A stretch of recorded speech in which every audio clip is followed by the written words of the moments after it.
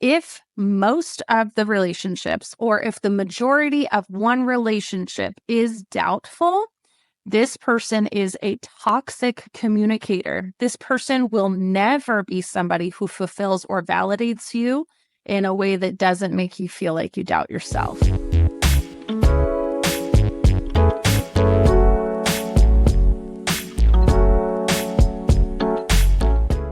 How'd you come up with that name? I was exposing the sociopath. Got it.